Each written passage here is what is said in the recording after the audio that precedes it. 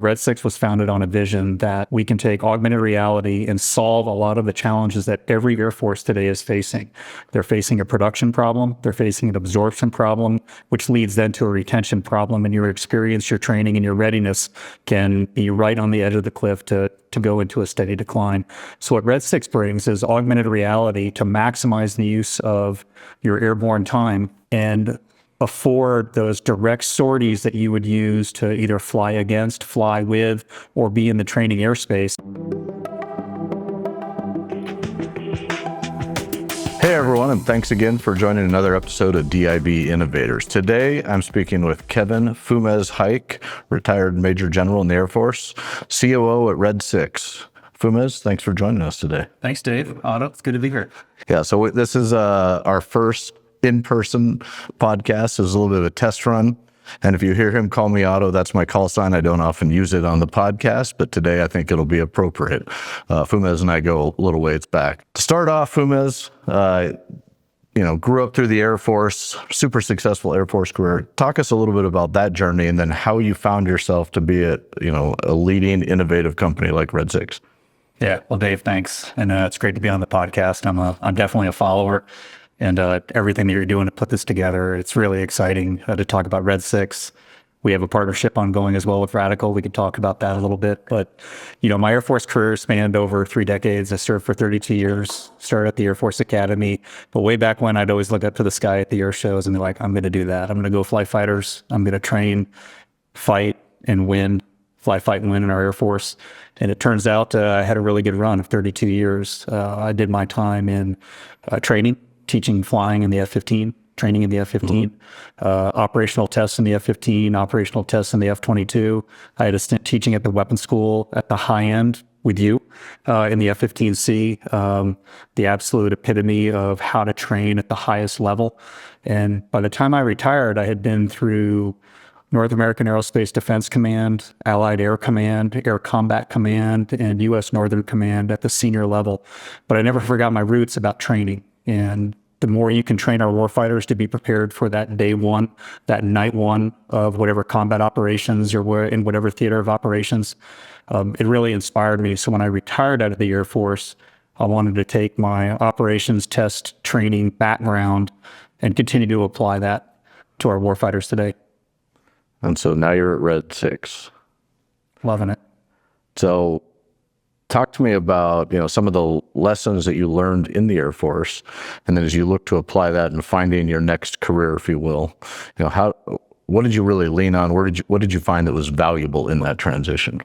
Yeah, 2 things over my time in the service. One was leadership, leading people, driving innovation, and trusting people. And that's kind of what I would always use, trust, teamwork, and innovation throughout my entire time.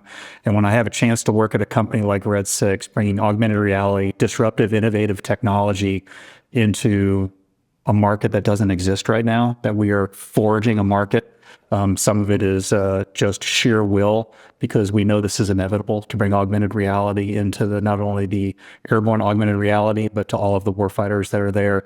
The thing that I learned, though, is that in the military, we're used to the standard processes, and it's really hard to innovate within those standard processes. And I'd like to share just on this podcast and to our audience that's listening that it is a consistent drive and following a vision.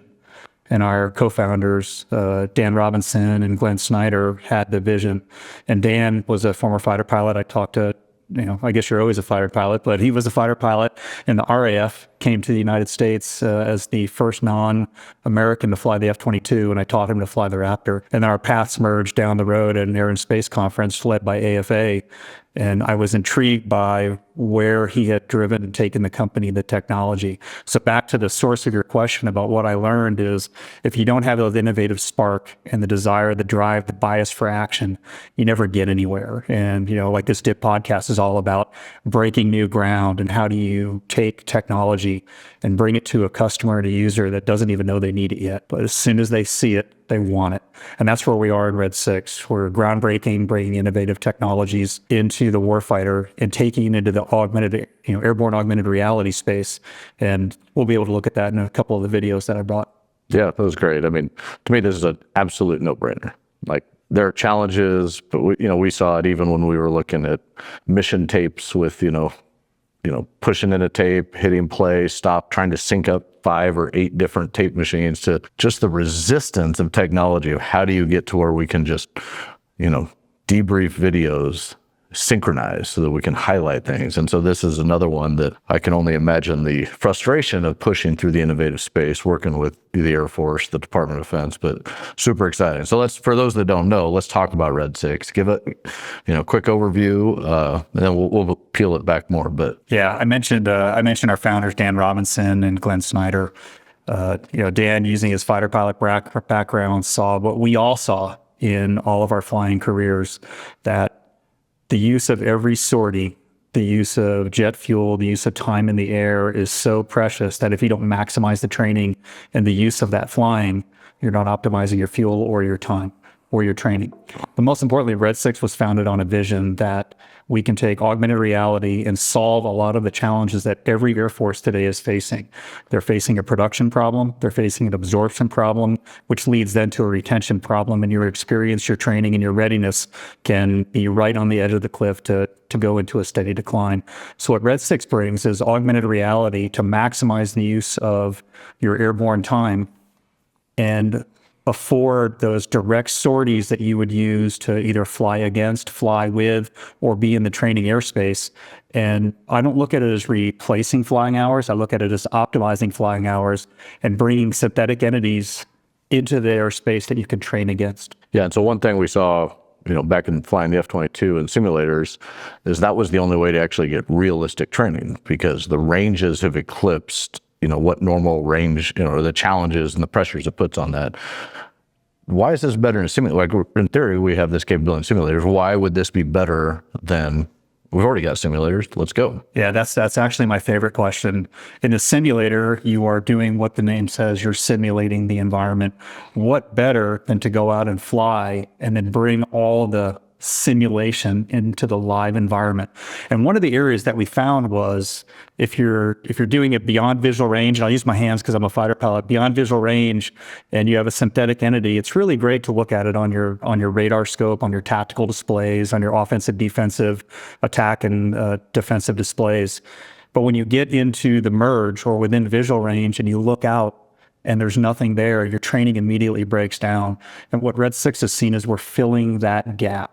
We call it the beyond visual range to within visual range gap. There's a void there in training, and the training breaks down. But if you can look out and then see a synthetic entity that you can maneuver against, you can visually ID, or you can take some other tactical action, your training that will then continue all the way into the visual environment. And it's not just about doing basic fighter maneuvers, formation, advanced combat fundamentals. It's about how that blends into the entire training paradigm.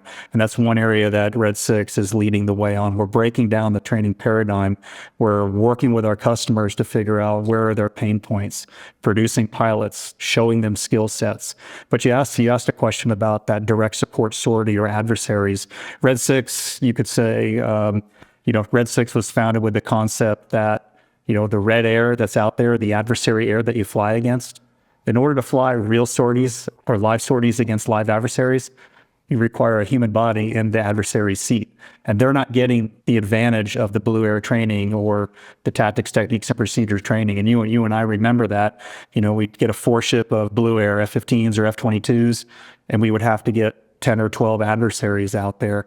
Well, if you could replace some of those adversaries with synthetic entities, you could match the training, save on those hours for other pilots to take advantage of their blue air training in another airspace.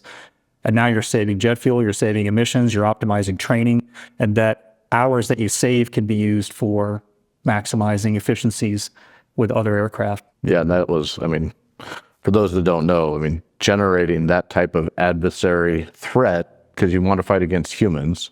Simulator, you have a guy goes straight, turns at 20 miles, turns again, or turns at 40 miles. You can't simulate humans very well. There are ways that they've tried by putting humans in other simulator cockpits. Yep. But yes, and this has been a long-standing problem. And so is the Air Force listening, at least from that perspective? There are so many use cases I want to dive into, but from that perspective, are they getting it, or is it challenging to break through? When I say the Air Force, let's just talk all customers that have this need, because it's much bigger than the Air Force. Yeah, Dave. We've been on a journey with the small business innovative research, different task orders with our contracts with various customers of the Air Force. And I will say U.S. Air Force, great customer, Royal Air Force, great customer. There's some other customers out there that we're continuing to work with, and all of them have the same demand signal. How can augmented reality help? We'll call it left load training, bring training from the high end, higher cost per flight hour aircraft like the fighter jets or the trainers, and move that into something that has less cost per flying hour. A synthetic entity doesn't cost anything per flight hour except for the hour that I'm flying in my airplane, or the student or the instructor are flying in their airplanes. And they all are looking for ways to maximize the training. To me, that's a demand signal, and we're bringing a solution to meet that demand signal, solve a portion of the production, extend that to the absorption in the fighter training units. How this goes from training into fighter training into operational use cases, I think that the future is just wide open. Absolutely. I want to go back to something I mentioned. So simulators, one of the challenges with simulators is there are geometric problems. You've got a tanker, you're trying to rejoin how to tank, and trying to explain to a guy how to do that takes a long time. And we used to try to play videos. We'd use our hands. By the way, is my watch bigger than yours? That's how we normally shoot watches. Almost. I've got a wrapper on mine. So. I can program mine. I couldn't read it though. My eyes have gone to shit. But that capability of that, but then you get in the air or you're doing a night tanker rejoin and you can't see anything and you get vertigo problems. That to me is a huge advantage of this capability of this, you bring it. But so use cases, where do you find right now what's, being received on from a demand signal, if you will, or just the customers? What are the use cases right now for initial entry point into contracts that you see are most resonating with the customer? I think the customer doesn't quite know what they want until they see it. So one of the challenges with new technology is how you relay that to the customer and put it in terminology that they understand. And what we've looked at is the ability to bring basic formation flying to advanced combat fundamentals, basic fighter maneuvers, to shoot the watch, beyond visual range on a tactical display, marching all the way down to a visual transition. And then the skill set you mentioned, air-to-air refueling, battle space visualization, and it starts to grow. But the very fundamental aspect of this is, what are they having the hardest time doing? Generating direct sorties. I will go out on a limb and say almost every Air Force that I'm aware of has an outdated trainer. Those that have new trainers are lucky, but most have outdated trainers. You and I flew the same T-38s built in the 60s. Scary. Maybe early 60s. Amazing that they are still flying. The U.S. Air Force has the Boeing T-7. And, that'll bring just an incremental leap in training with a new airplane. But that airplane is on a delivery schedule. What we see is capturing a training paradigm for all of these air forces to use the trainers that they have, take our technology, show what can be done, and then let the customer, let the warfighter take that technology and figure out how they want to best use it. One of our best practices is to demonstrate the technology in our aircraft. We have a Berkut 540, so much of a long, easy design, a pusher. We have two of them. We're able to network them together, share constructive entities in augmented battle space. And if you're like me, my mind is going right now. So you're telling me I can take two aircraft, network them together, generate a synthetic entity, and train against it. What an amazing savings. If it's a tanker, if it's another aircraft, we can both see the same picture. So we've taken this from basic formation to advanced combat fundamentals to advanced skill sets. And then over time, those skill sets just become second nature. But I think the biggest thing that Red 6 is looking at is bringing an immersive experience with augmented reality that is identical to the live space. And there should be imperceptible between two of them, other than you're in a training environment. You're in a simulated battle space. But we're fond of saying that the only difference between the live and the constructive and the real activity is that real airplanes or real missiles are coming back at you. But if you can experience all of that in the constructive space, reset over and over, the exposure to complex problem sets starts to build muscle memory. And as long as they're accurate and realistic, you're off to a really great start. That's great. And I think we should, you've got a video that shows, so let's get into that. But just for those that don't know, so when you're talking augmented reality, you're sitting in an airplane, what is the functionality of this? I mean, is it on a heads-up display? Is it on a screen? How do you do this from a technology to the pilot? And then we can show, what this might look like for someone. Yeah, it's great to baseline. Most everybody's familiar with the virtual reality goggle set. You're playing your fill in the blank of your favorite, game station at home. Whether it's a combat game or a shoot 'em up game, a racing game. But when you put the virtual reality on, you are a person that enters into a virtual world, and that virtual world is rendered in front of you, and you have very little perception of what's around you. Maybe some of the avatars of other people and synthetic cameras that can put you there. So that virtual reality makes it a little bit more difficult to fly an airplane when you can't see outside. Big mountain. What we've looked at is augmented reality, which is augmenting the realistic world that's out there and adding synthetic entities in. And I'll switch over to the video, and you see synthetic entities of a T-7, and we're seeing some maneuvers. To orient you, this is over Southern California. You can see the real water, the real land, and a constructive entity, a synthetic entity in the battle space. And we're doing various skill sets, flying formation, combat maneuvering. You see some flares, you'll see some missiles. And a caveat on the videos, they're quite a few months old, and we're working on getting newer video, but it gives you the idea of missiles, maneuvers. They're all actual physics models of the aircraft. So when you render this in game space or in augmented reality, you can see the different aircraft, the different sun over the real water, the sun glinting off of the synthetic aircraft. And you'll see a couple of scenes coming up. One is of a carrier coming into land, doing an approach, and just think about the immersiveness. And when you're flying this, it feels like you're flying over a carrier. And then we have the tanker out in the airspace. And you and I know how hard it is to get into position, to rejoin onto a tanker. And I'll just pause it right there. And if you look at the tanker, if you were just to glance at it, you immediately identify it as a tanker. You immediately look out and see the mountains in Southern California. You see the water out there. You're looking through our visor, and in real life, with the headset on, the advanced tactical augmented reality set, the ATAR set that Red 6 is producing, you'll see this in full color, low latency, very little motion and jitter, and really, really crisp image. And it looks like a real tanker because it is rendered as a real tanker with boom that moves reactive to you, director lights that tell you to go down or up, forward or aft. And you can start to train on these skill sets immediately. And for you and I, who have a lot of experience getting gas behind a tanker, I look at that and I immediately recognize it as what I've learned in my entire flying. You and I have barely flown much augmented reality, but as soon as we see this picture, we identify with a real skill set of a real aircraft, except we didn't have to pay cost per flight hour and all the gas on that tanker, and I can get reps and sets of realistic representative training. So when I go to a real tanker, I remember exactly what it looks like. Or if it's my first time, and then I go over to the real tanker, I already know what it's going to look like. And that's the value of augmented reality in the space. Yeah, I mean, for those who don't know, like when I was a young F-15 pilot, these are expensive, and there's also multiple different tankers. So you've got, at the time, KC-135s, KC-10s, now we have the 46. Each one is different. The lights, like these are lights that tell you how to maneuver. The booms look different, they maneuver different. Some push you around, some you've got to be very aggressive with. So we trained on a KC-135 boom, which was, we were much more, you have much more control over what's happening. The first time I saw a KC-10 boom was on a ocean crossing. So we are now flying to, I think it was Hawaii on the way to Asia. I had never seen a KC-10. We kind of got briefed on here's how to handle it.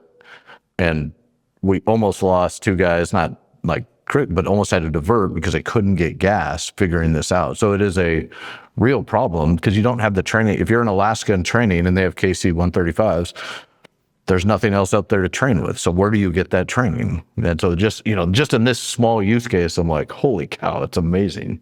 So that's fantastic. If I can add to this, I mean, you brought up the point of just making it match to the skill set that you remember the sight picture. It's all about sight pictures, sight line rate, line of sight rate, how the tanker moves, how it reacts. These are actual physics models of the aircraft that we received from the Air Force. They open source simulations at different airspeeds. The aircraft performs at different levels, angle of attack, et cetera. If I let the video play, it'll go into a left turn, it'll go into a standard orbit. So all of the things about maintaining formation, station keeping. What we didn't put in this video was you can have wingmen out there, 2, 3, 4 other airplanes on the wing. We can do that for the Navy. We could put other aircraft into a carrier pattern, and then you can learn how to enter the pattern, the sight picture of where you look at. And just the growth of this technology is amazing. And we're at like the inception stage. Over the last 6 years, we've really perfected the technology. It's getting better and better. And I just like to comment that for the last 5 minutes, we've been talking about a tanker that doesn't exist, that's saving us money because we don't have to pay for it. And we're getting the same exact training or almost identical training to if we were flying our fighters behind an aircraft. And to me, that is a win. And when the customers see that, when they fly in our aircraft, we've flown in the T-38. We're about to fly in the Royal Air Force T-2 Hawk trainer in the United Kingdom. We have a team there now getting set up to go do that. And those are 2 air forces that are just ready to have this technology solve their problems, or we hope they're ready. And that's what we're setting up for. But I mentioned that best practice of demonstrate the technology, show them what it should look like in our airplane, put it in their airplane, and make them a believer. So when they get, because they can fly in the other one that I wanted to mention, just because this is displayed in a normal helmet. So it's not you're not wearing some goggles. It's just a normal helmet, so you can see everything. Yeah, you can see a little bit of the lens and how it's displayed. We've moved on from this version to much more advanced, much better optics. And I like to say this was all shot through an iPhone being held up under the eye, just for to show how good it looks here. It's even more amazing when you're immersed in it and you have binocular vision. You're able to get a little bit of the perception of that motion while you're flying. So when the customer sits in here, does it make a difference? It is up to the customer to do that. And I would offer, I talked about trust your team to continue to innovate. And it's bring the customer along, because the customer doesn't know what they want in this space because it's new. And if you think about any technology that we're seeing today, whether it's in the space field, whether it's in different automotive advances or with augmented reality, it's really hard to go, I want one of those. And it starts with a great idea that is either laughed out of the room or there's disbelief that you can do it. And then you start to prove that you can do it, and then you have everybody fighting you. And I think we're plowing through that fighting stage when all of a sudden we make believers that everyone's carrying around a cell phone. Everyone's going to want this training paradigm because of what it brings, how it left loads the capabilities to get those immersive repeated skill sets over and over. And you can just reset it. If you screw up the rejoin, we never screwed up the rejoin. Of course, screw up the rejoin, you just hit the reset button and the tanker's right out in front of you at a mile, and you can rejoin on the tanker. If you want to turn and rejoin, if you want to do different types of engagements with, I think we showed the J-20, BFMing or merging with an F-18 or a F-22, that was my wingman. You can, it's endless. If you can conceive the scenario, that can be put into that augmented reality and drive it. The customer, to your point, needs to bring themselves along to understand that this is actually worth it. It's going to provide the same value. But the only way right now is really getting them immersed in the technology to see it and have their trusted test pilots, their trusted trainers, and their trusted operational folks to see what they could do with it. And they're already starting to ask us questions. That's good. You were the director of ops for Air Combat Command, so overseeing stuff like this, the entire, granted AETC and there's training, but from an operations perspective, putting yourself back in your shoes, had it been at the capability set that it was now, would you have been able to do anything? Or is the inertia of the acquisition system and technology development, could you have done anything? Or is this just part of the process? Yeah, I'll share 2 parts of the story. When I was the director of operations at Air Combat Command, the A3, we were dealing with, and I would contend the A3 is still dealing with a readiness problem. It's a readiness problem of what sorties are dedicated to what mission sets. And as the A3 in 2019 to 2020, this company called Red 6 showed up and pitched this new technology. And I'm like, every good customer, I'm like, well, I want to see what this can do. And I saw this firsthand, like early technology. And my mind as a customer immediately went to, we need to have this technology in our Air Force. And it's been quite a few years. It's been almost 4 years since I first experienced the technology. And now when I see it, I know Red 6 was right in its vision. And it's the bias to action. It's the relentless drive for the customer to almost force it to them because they'll realize it's inevitable at some point. And we're right at that point of integrating into their aircraft to show them. But the challenge that our services have are going for the money in programmatics, taking risk. And I would offer that the number one thing, to this DIB crowd, when you're dealing with senior leaders and action figures and champions within the services, is find those leaders. And they're leaders because they know what risk looks like. They take calculated risk, they take good risk, and they see what the future is. They look at where they are now and where they want to be. And if you don't have an innovator or a champion and someone willing to take risk, and risk comes with just a little bit of money. And there's a lot of programs out there that support the technology. I mentioned SBIR, Small Business Innovative Research Funds, different congressional funds, different programmatic funds for research and development. All the programs that are out there within services, within AFWorks, we're the beneficiary of some AFWorks programs, and the Navy as well. All those services, all those leaders need to take that risk. And that's the hardest part that we're encountering now with all levels of leadership, of where do they want their service, their requirements, their mission to go. And if they're not looking to the future, someone has to do it for them. And that's where we fit exactly in this space. Small, innovative startup, now really a small business that is driving change and creating this market and driving into this market. And it's not in search of a problem set. The problem's there. It's just the problem owner needs to understand that there's more than one solution than doing the same type of training over and over and over for 6 to 7 decades. You need to bring in new technology. I mean, I know fighter pilot pipeline, different things. We just announced that there's a place called Euro NATO, with the pilot training there, where if you went there, you got a fighter. They're now changing that and then they split the track. So if you were a T-38 pilot, you got a fighter or bomber, or you then flew something else. So they're trying to maximize the training opportunities depending on what pipeline of aircraft you were going to fly. That's falling apart as well, just because they can't predict. And this is not new. I mean, this happened when I was going to pilot training. They started a program called Banked Fighter Pilot, where fighter pilots would graduate and then go be a maintenance officer for 2 years. Or a pilot would graduate, maintenance officer 2 years, and then get a chance to go back and fly again. It seems like this risk should be very easy to tackle. I mean, this is a long-going problem that we haven't been able to figure this out. Yeah, and what I would offer is you almost get to the point where you are able to produce, but then you can't absorb, so then your pipeline gets backed up. And I think one of the opportunities with a technology like this, an augmented reality technology, you enable either drilling on the skill sets, you can change the way you train. And I mentioned the training paradigm because I think it's so important. The training paradigm from the basic fundamentals extends all the way to more advanced into the formal training units, the fighter replacement training. The Navy and the Air Force both have those challenges. And if you do a great job training and producing, and then everybody gets stacked up, their skill sets start to atrophy. So if you can streamline the training and then extend that into whatever your next level of training is, whether it's a surrogate trainer or all the way into fighters, you have a training continuity. And I think it's, over 2 years, or close to 2 years from the time you actually start basic fundamental training in the Air Force anyway, till the time you're mission qualified. I think the other services may have a slightly longer timeline, just based on their capacity and capability. And again, there is a problem just asking for a solution like this. That's crazy. And then you look at, so that's the human side of it. I look at the Navy side. Again, these are just things that pop out. It's no brain surgery here.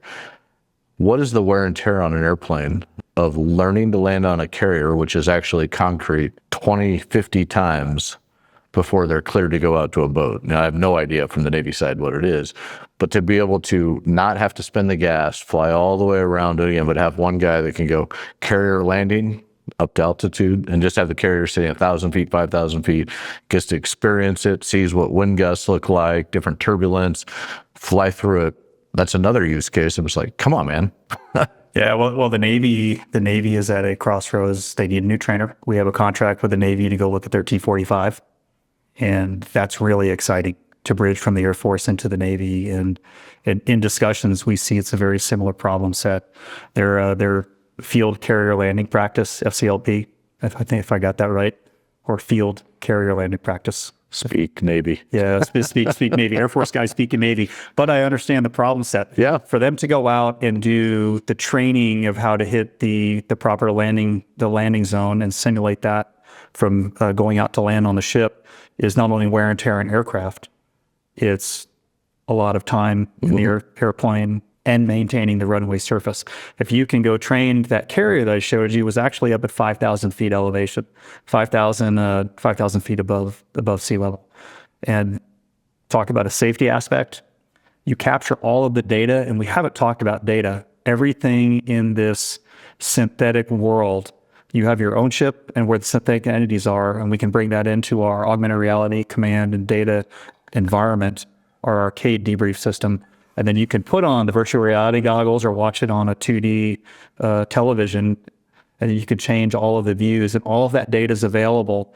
And capturing data about a pilot going in to do the carrier landing practice, capturing the data of where the flight path is, capturing the data, and then bringing that back in for maybe in the future some human elements about all the things that you can measure, whether it's where your eyes were looking, where your head was looking. We have a future for all of that in a roadmap of our product to bring that in. But if you can exercise everything in the air, not do wear and tear on the actual touchdowns of the aircraft, you not only save the aircraft, it's all about saving money, and it's saving those trainers so they can make the run of their lifespan. But when you go to the carrier, the Navy's at a crossroad, the way I understand it, of using their Magic Carpet or whatever their other landing systems are, where they're considering not training to actually do the touchdowns on the ground before they go out to the ship, because the system is really good. Again, we hear that from our Department of the Navy pilot that flies with us. We hear that from our Navy customers, and we've heard that at a few of the conferences where we've discussed Navy training challenges. And I would contend that if the Navy has taken risk and they had a champion to put that system in an aircraft that allows the system to land the aircraft, why not train to that with another great system that enables that visual world, that augmented reality will allow them to train to the carrier pattern, the carrier procedures, and what the site picture looks like. You saw in the video for the carrier, it's really immersive and it's very realistic. And when you come down to the carrier, you get the rush of the tower going by, of the deck going by, and then you see the different sun angles on the water. We take into account where the sun is, time of day, and it's just so immersive. Yeah, and we're just talking basic training stuff here. And these are the obvious use cases. But then I look at where this could go. You look at, for those who don't know, when you're flying into an enemy airspace, you have surface-to-air missile threats that come up, and how to visualize that. Right now, it's on a 2D screen in front of you, trying to assess ranges, things are moving around, but to actually look outside and see it and see potential threats in different areas, or you've got a zone that you can't fly into, so you know to not fly. There's so many very unique capability sets. Let's assume we are adopted this technology for training. Where do you see this in combat operations training? Well, Red 6 is a hardware-enabled software company. And what I mean by that is it's less about the technology. It's more about what the technology unlocks. And as a really good example, if you take the synthetic entities that you're doing training against, we're an augmented reality system, ATARS, Advanced Tactical Augmented Reality System. And you can generate entities that you can fly against, and then you can replace those entities with elements of the battle space that provide contextual information based on what you need, where the surface threats are, where the air threats are. We can draw different zones, whether it's keep out or stay in routes, different types of synthetic terrain opportunities. Say you saw the water, we could change that a different color, make it look like land. All of those things get into what the future of this roadmap of technology is going to look like. But I would offer that we're talking about a headset. It's a head-worn device. It's not just for training. The same device, instead of generating a tanker, can generate what the electromagnetic spectrum could look like. I mean, it's really boundless.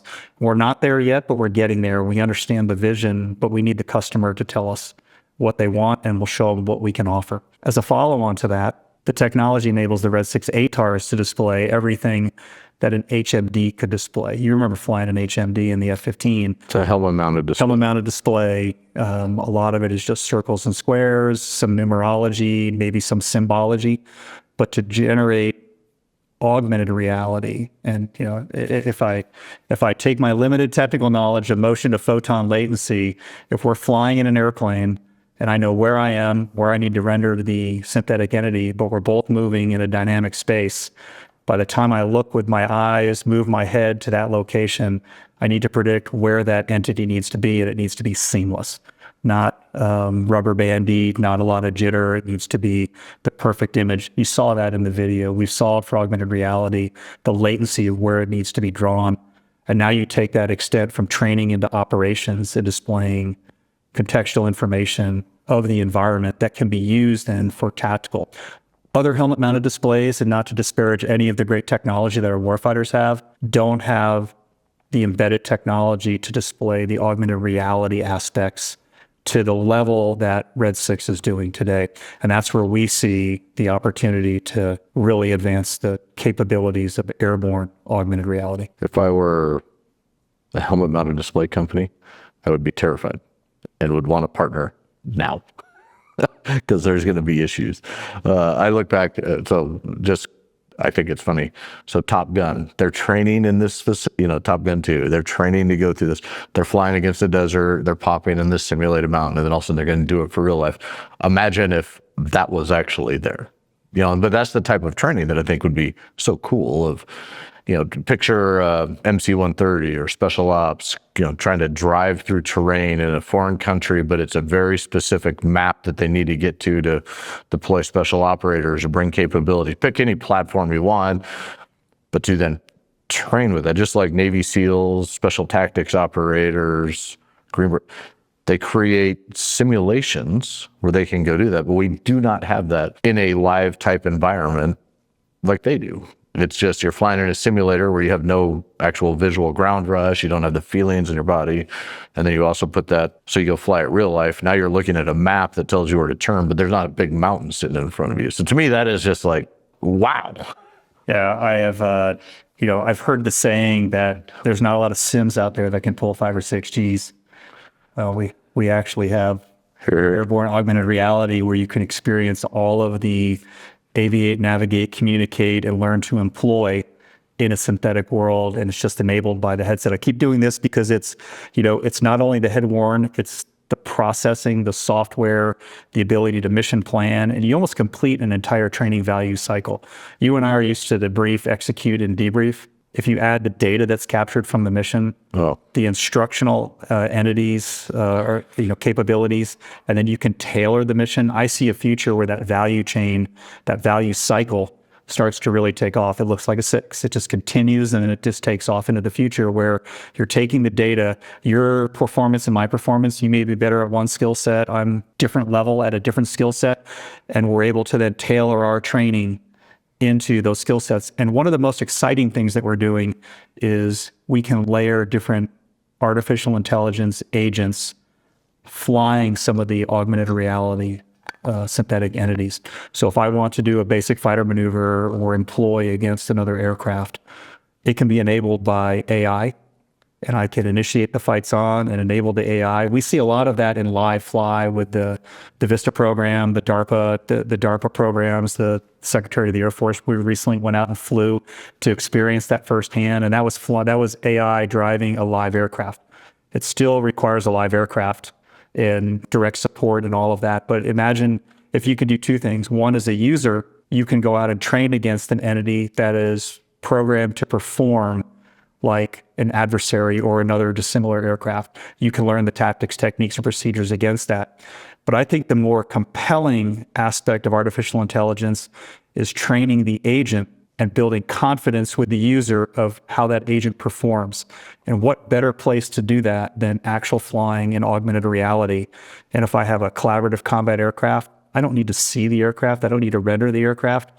But if I can look out and see the location where it is and get indications of where its weapons, jamming, or other synthetic effects are acting in the battle space, I immediately take my 2-dimensional and turn it into a 3-dimensional picture. And we all know how that really enhances your offensive and your defensive capabilities, and more importantly, your readiness. Yeah, no, that's fantastic. So let's go into, I don't want to get too deep into tech because we are knuckle dragging fighter pilots. That's right. But where are your, I mean, that's an old video, you know, I've seen like the debrief, if you go to, you know, airspace, cyber, the AFA conferences, you know, sometimes on the floor, you'll have like the visual picture. So when we went through, we had to draw these pictures of the engagement by watching tapes, hours of watching tapes, put this together, and we draw it on a chalkboard. And then we had the next level was we put a pod on so we could communicate to a system that could replay it for it. Now this is all incorporated, but now you actually have missiles flying out and you can put yourself in one pilot's cockpit or another, and it's all displayed on a floor, which is fascinating. So the debrief. But what are there any big tech challenges, at least for this use case of, you know, fighter pilots, or I'd say airplanes, you know, within the DoD, that you're having tech challenges or that are exciting, but you need to overcome still? Yeah, there are a few exciting tech challenges, you know, for sure. Opportunities, maybe. Yeah, definitely. You know, with every challenge is an opportunity. What I would offer is how you construct the scenario so it's very realistic. To your point about debrief reconstruction, most of the time spent in debrief, at least from our 30 years of flying and reconstructing, is we thought we know what the truth was, but we had to go out and learn how to pull data of truth to get to the facts of what happened. And then we look at the focus points for the debrief. We look at lessons learned or identifying areas for improvement, and then lessons learned that we roll into the next sortie. We've broken down a lot of those barriers by having most all of the realistic data and the facts from the mission, and then taking that into the actual debrief. But the tech challenges are, how do you account for different environments? We're looking at ambient light sensing to, you know, dim or brighten the image. Our technology enables, you know, against white clouds, against bright sunlight, or dimmer shadowed areas, to be able to see the different. So just like visual perspective of what are you seeing in a visual? Yeah. And a lot of it is just making things smaller and smaller. If you can reduce the weight that a person's wearing on their head, you increase the safety margin for ejection. You increase the safety margin for operability and survivability if you're in a heavy aircraft. We do look forward to working with special operations at some point, and you know, being in, you know, special operations, you know, aircraft, and the future's there. The other technology challenge is taking that information and how do you modify it? Scenario building. There's been a lot of mission systems, and I think, to put a finer point on it, there's a lot of different manufacturers making a lot of different systems. So you end up with almost federated mission planning, federated sensor, federated other capabilities on the airplane. Bringing all of those together, and when you look to integrate behind the glass or with the mission systems, that becomes a technology challenge, and a lot of intellectual property, a lot of teaming, a lot of partnership are areas that we know we're going to need to break into. But for right now, we have starting with a federated system run by an iPad, very simply run by an iPad that has a TAC display, scenario selection, and then you can control the maneuvers either on the iPad or hands-on throttle and stick switches, call it HOTAS, to maneuver the entities or start and stop the scenarios.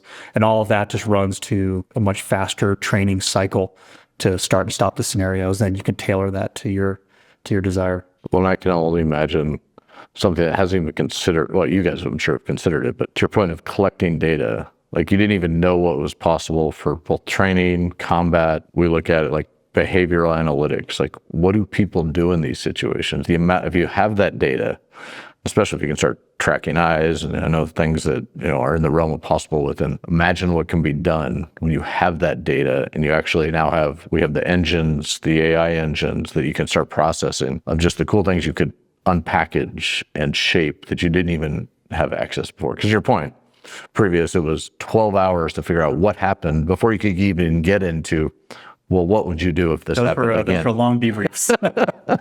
But now with all the data, not just from a debrief, but what are we missing here? You know, from a mission planning standpoint, what if we pulled something in? So I think there's so many cool things with that. Well, data and information, if you can process that to a decision quality point faster than your adversary or whoever you're fighting against or training against, you can get to a decision faster. and how you train with reps and sets that are realistic gets you to make the right decisions more often, or you'll have to compensate for the ramifications or the impacts of one decision that drives into another, data feed of information and data to make a decision for whatever happens next, whether that's in a beyond visual range, or a longer range intercept, whether it's in a, close in, visual maneuvering, or if it's just processing information for where you want your formation to be, whatever your mission of the day is. The other thing that I would offer is, we talk a lot about, customers. We're government focused when we talk about training and fighter aircraft. We also see with our commercial product that there are customers out there that could benefit from this technology, whether it's in entertainment or esports. There's a few news clips most recently talking about the use of virtual reality for quarterbacks. Just think about all the different aspects. If you have a high performance activity, whether it's in a sports, in a race car, or other, maybe thrill type of activity, and you're able to bring that world in and almost experience some of that without actually doing it for the experience, or for training to do, some of our high-end athletes or high-end, fill in the blank thrill seekers that could go do these different levels of activity. I think maybe an easiest one is to talk about whether it's air racing or, setting up a course. You could change the course in reality. And we see the opportunity to go not only with our commercial product and, modify it into military aircraft, but take that commercial and look for where this other market is out there. And the opportunities are boundless with this type of technology. Well, I was going to pivot to commercial because if you can manage an AI trained bot, airplane that's closing at 1,200 miles per hour with you and be able to fight with it, apply it to football, apply it to someone to go through that, to process the information of complex scenarios. That's got to be, to keep that with no jitter, accurate, very from a physics standpoint, properly, modeling what's going on, to apply that to something else. Seems like it'd be easy. It almost seems like it'd been easier to go, hey, here's a commercial use case, prove it, and then pivot over. So by the time you figure this out, where you guys are sitting, I would think the commercial is both from engaging and experience something that you'll never get to experience. I mean, we've sat at Disney sitting on the fake wind gliders and, there's a mountain, you go under a bridge or something. It's kind of exciting. But man, to have the full 3D and expand that by 1,000, seems like it'd be pretty interesting. It is. And so, Dave, I go back to, Red 6 was founded as a company that looked and saw the problem that did not have the best solution. Right. And we brought the best solution to that problem set. So that's where we pivoted into the military space. And there's lots of opportunity in the military space, clearly, to advance some of this innovative research for a small business. There are also opportunities on the commercial side. There are probably fewer, and the problem sets are maybe harder to recognize. Right. And some of that is almost in a dual track. And as a small business, you figure out where you want to put your focus and bandwidth. One thing we haven't covered is the technology and protection technology. And a huge shout out to Radical and your product and services and what you provide to a company like ours, because this technology needs to maintain in the hands of those that can maximize its use. And I'm talking about production absorption, supporting retention, making most lethal warfighters, and enhancing their readiness. If this technology leaks out and gets into the wrong hands, it can be used against us.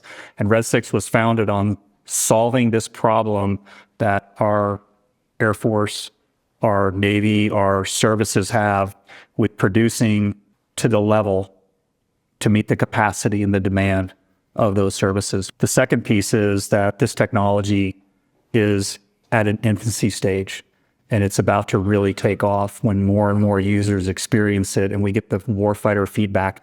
And that's one of the great best practices of, be biased for action, be dedicated to your vision and mission, and drive it. Take the resources you have and focuses on one area. And we talked about commercial and military. Our focus right now is starting with trainers, because there is a huge problem in production. There's a incredible demand and not enough capacity. And the capacity that's there is not taking advantage of technology like this. And we want to change that and start to get into the Navy, get into the Air Force, other air forces that are out there, and bring this technology to help solve their problems. So I'd ask you, it's kind of two questions. So, like, if there's any Air Force, or let's call it potential customers in the military space, how would they connect with you to become part of this, to like learn about it? Because I agree with you, sitting in it at once, flying in, and experiencing that would be a game changer. Is it easy for them to line that up? What do they need to do? Absolutely. red6ar.com is a great place to start. And there's a lot of YouTube videos that show all of the exciting partnerships that we're cultivating with different OEMs. And I talk about Boeing, Lockheed Martin. Yeah, that's what I was going to get to. Are there those partnerships seem like they'd be critical, because they own kind of the program of record, and you're going to get maybe an add-on or, working with the government. But is that becoming fruitful? Are they seeing the vision, or is it still run with like the large bureaucratic, let's say headwinds that aren't really making that happen?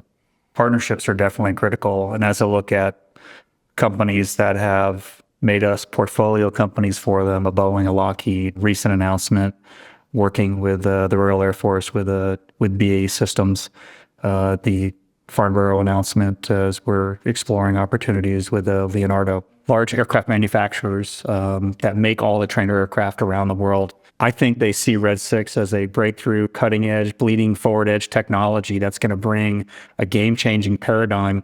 And the distinguishing factor is if they don't have a technology like this on their platform and others do, they're not going to be as fruitful going for business with some of the services. And this technology is at, I wouldn't say it's infancy, but it is at a point where it's starting to really take off. We've solved for augmented reality in Red 6, and now the sky's the limit, so to say, on what you can actually do flying live aircraft and synthetic entities, and then you just change the scenario that you're operating in. So how has Boeing with the T7 joined a partnership?